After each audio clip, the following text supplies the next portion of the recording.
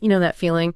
The one where you're constantly like putting out fires. Your to-do list is a mile long, but then end of the day, you're just not sure what you actually moved forward on. Yeah, that sense of spinning your wheels. Right. Brain feels like a browser with way too many tabs open, just scrolling endlessly, lost in thought. Anyone else been there? Oh, absolutely. That sense of busyness without real progress, it feels like a defining characteristic of our time, doesn't it? It really does. We're constantly in motion, but the destination often remain, well, elusive. Well, in this deep dive, we're tackling that very feeling.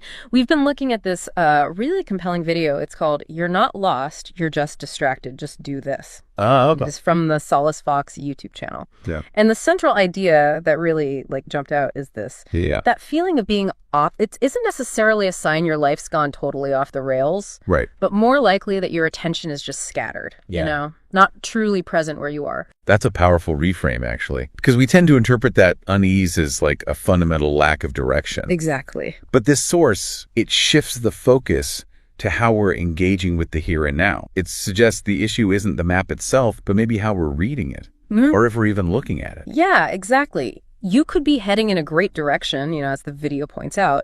But if your mental energy is constantly being pulled towards comparing yourself to others, or maybe replaying past mistakes, or fretting about the future, Right, all that internal noise. then that feeling of something being wrong is almost inevitable. It's like trying to drive while constantly checking the rearview mirror. That's a great analogy. And if that resonates with you, that feeling of things spinning even when life seems okay on the surface, well, you're definitely not alone. That's a common paradox, isn't it? A life that looks pretty good externally but feels internally chaotic. Yeah. That constant mental fragmentation, it could be incredibly draining. So our goal today is to really try and dial down that internal noise. We want to help you maybe pinpoint the real cause of this feeling and, more importantly, explore some, practical ways to address it. That's good. Okay, so the video dives into this idea of the sneaky nature of distraction. It's not just the obvious dings and buzzes from our phones. Not at all. It's often the internal landscape that's pulling us away. Absolutely. And what's interesting is how our understanding of distraction needs to broaden. It's not just those external pings demanding our attention. Right. It's also our internal dialogue, those overthinking loops,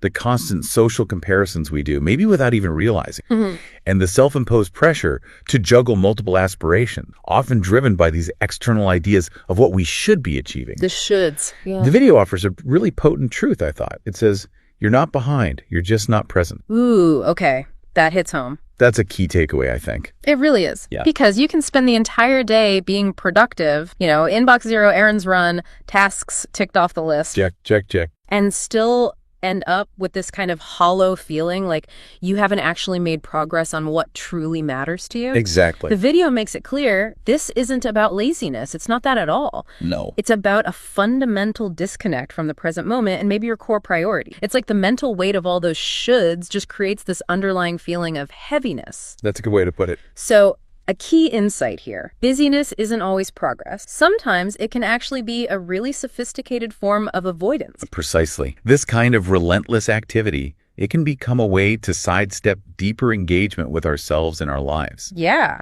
We can mistake the sheer volume of tasks completed for actual meaningful advancement. And I think we can all relate to that cycle the video talks about too. You finally get a moment to yourself, maybe you sit down, and your brain decides it's the perfect time for a full audit of every decision you've ever made.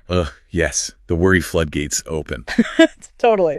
Or you reach for your phone for what you think is a quick break. Just a minute. And suddenly an hour has vanished into the scroll, leaving you feeling like more wired but somehow less connected to your own life. That just highlights our collective struggle with stillness, doesn't it? Yeah. Even intended moments of rest can become fertile ground for mental clutter. It's true. And the readily available stimulation of our devices makes it incredibly easy to slip into these time vortex, which just fuels the anxiety and detachment further. Yeah. The video touches on the crucial need for silence, creating a space where our own internal voice can actually become audible again. Which feels almost counterintuitive in our always-on culture, doesn't it? It really does. The video touches on how we've almost normalized this state of mental overstimulation, like constantly consuming, learning, reacting. That's the only way to stay relevant. Right. Keep up or fall behind. But that mindset, the source argues, often backfires. It leads to burnout, even when it's kind of disguised as self-improvement.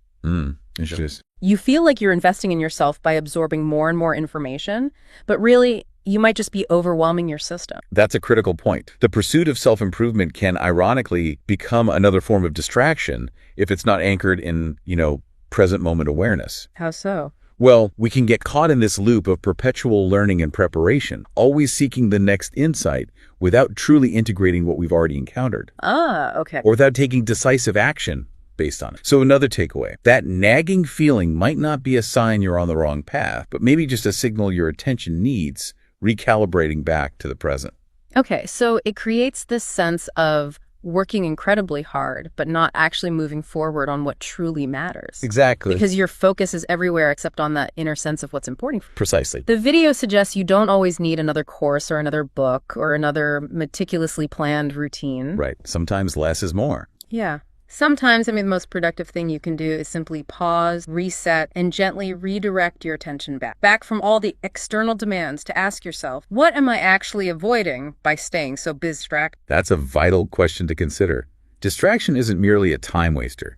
It carries a significant cost. Okay. The video underscores that it erodes our clarity, that sort of inner compass that guides us. Without that clear sense of direction, it's easy to mistakenly believe we're lost when the right path might have been right in front of us all along.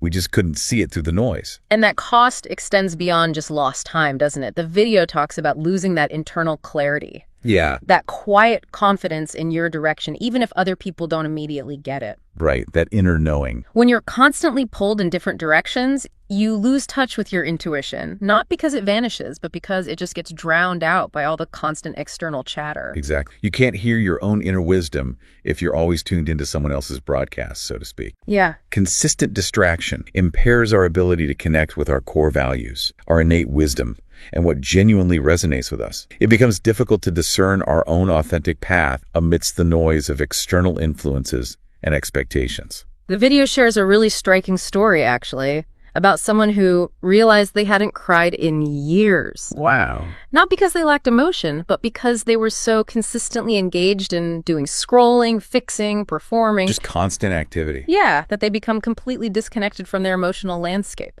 That's a powerful illustration, isn't it? How distraction can numb us. Not through substances necessarily, but through this relentless stimulation. Right. That can feel productive on the surface, but slowly severs us from our deeper emotional experience. Right. It functions as a buffer against feeling things fully. We might unconsciously seek out distractions, background noise, packed schedules, just to avoid confronting uncomfortable thoughts and feelings. Yeah, makes sense. But as the video wisely points out, the peace we're often seeking isn't located in the next achievement or the next thing we buy. It's often buried beneath all the accumulated things and shoulds we've piled onto ourselves. Right, under all the layers. Healing, the source suggests, often requires subtraction. Less noise, less stimulation, less self-imposed pressure. Which can feel really unsettling at first. It can, because stillness invites us to feel, right? But as the video implies, feeling is an essential part of finding our way back to ourselves. Yeah. So if you've been feeling lost, maybe the shift isn't about venturing further afield, but about gently guiding your attention back to where it truly belongs, on your own inner experience. That resonates deeply. The idea that the answer often lies not in acquiring something new externally, but in removing the obstacles, the distractions that obscure our inner landscape. And the video also touches on the fact that distraction isn't always the obvious, social media rabbit hole. Right. It could be sneaky. Sometimes it cleverly disguises itself as perfect. That urge to overplan and make everything feel just right before you even begin. Yeah. Analysis paralysis. Exactly. But ironically, that right moment often never materializes, so you remain in this state of perpetual preparation, feeling strangely paused while life just continues to unfold around. These are incredibly subtle yet potent forms of distraction, aren't they? Perfectionism and excessive planning can create the illusion of forward movement, while actually preventing us from engaging with the present moment and taking those initial, maybe imperfect steps. And then there's what the video describes as a slower, more insidious form of distraction. Okay. That constant mental circling, looping in your thoughts where you rationalize it as being cautious or doing your due diligence. It's like you're just being thorough. Right. But deep down, you kind of sense you're not truly progressing. And that, the video points out, can be surprisingly draining because with each day of inaction, there's this underlying weight that just builds up. That highlights the significant energetic cost, doesn't it, of prolonged indecision and that constant mental processing without reaching resolution. Yeah. You can feel like a persistent low-level drain on our mental resources, contributing to feelings of stagnation and frustration. The video shares a really compelling story about someone named Levi. He was apparently always brimming with ideas and future plans. Okay. But was never fully present in his day-to-day life. He was perpetually living in anticipation of a calmer future, a time when he'd be, quote, truly ready. The when-then trap. When X happens, then I'll be ready. Exactly. But that moment never arrived for him. He was essentially using constant planning as a shield against the vulnerability of actually starting.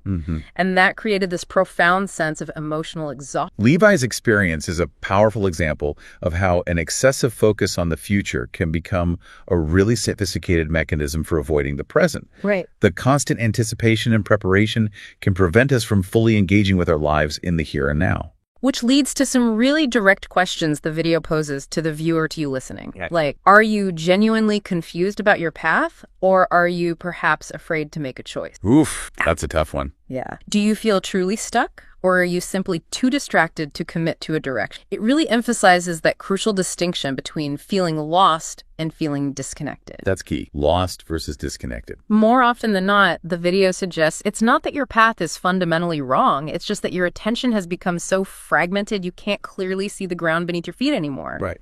But the path itself is likely still there. These are essential questions for some honest self-assessment, aren't they?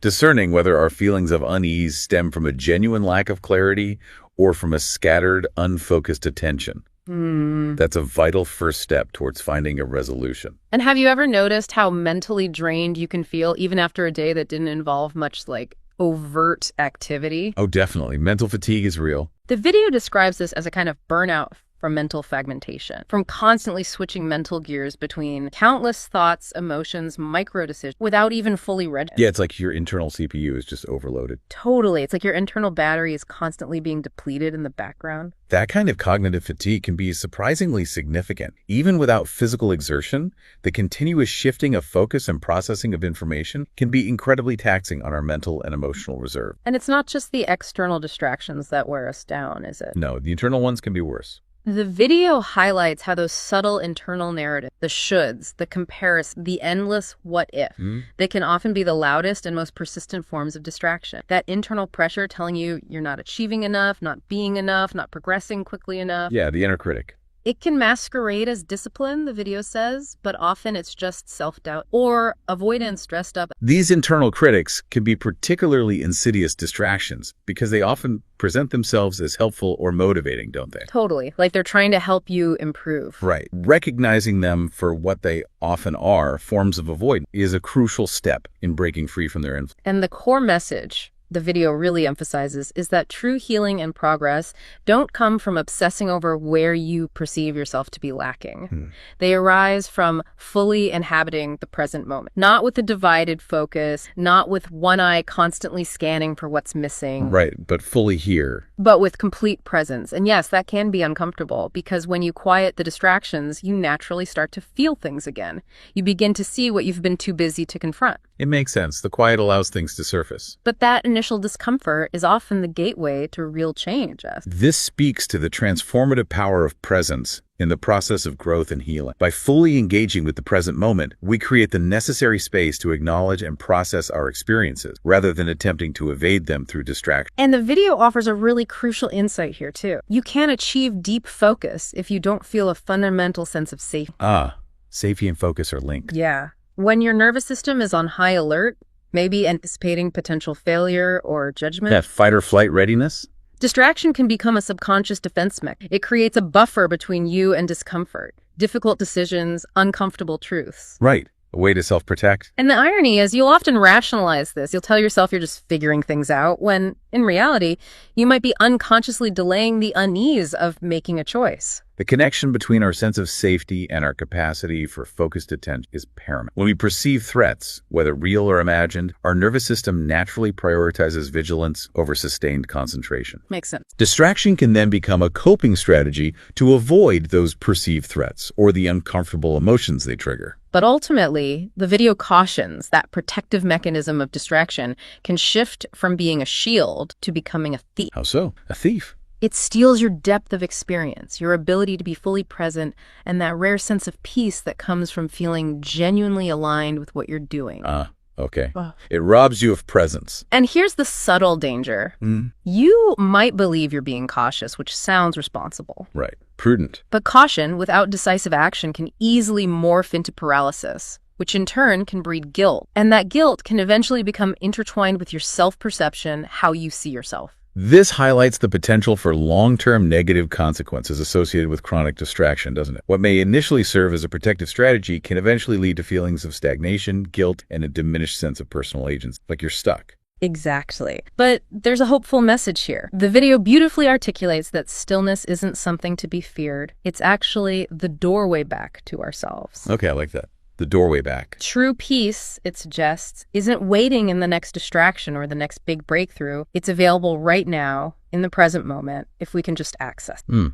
So the invitation is to simply pause, not indefinitely, just for a moment, just long enough to maybe reconnect with that inner voice again. Embracing moments of stillness, even brief ones, can create valuable space for self-awareness and that essential reconnection with our inner selves. It allows us to consciously step out of the relentless cycle of external stimulation and tune back into our own internal experience. So as we wrap up this deep dive, maybe remember this. You might not be lost at all. You might never have been off course. That's a comforting thought. Perhaps you've simply forgotten how quiet things can become when you consciously choose to stop running from yourself.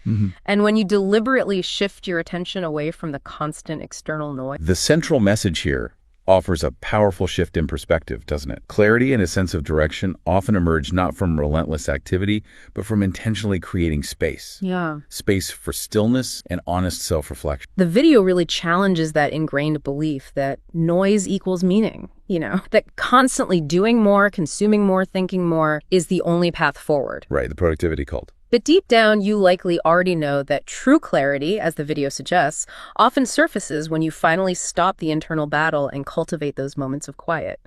So the invitation is a simple one. Just sit with yourself. Without actively seeking clarity, just observe what naturally returns to your awareness quiet. It's an invitation to redirect our focus from the pursuit of external validation and constant activity towards cultivating internal awareness and a deeper sense of presence. And the final thought for you from this deep dive, inspired by the insights in the video, is this. Where your attention, so perhaps it's time to gently slow down, back on all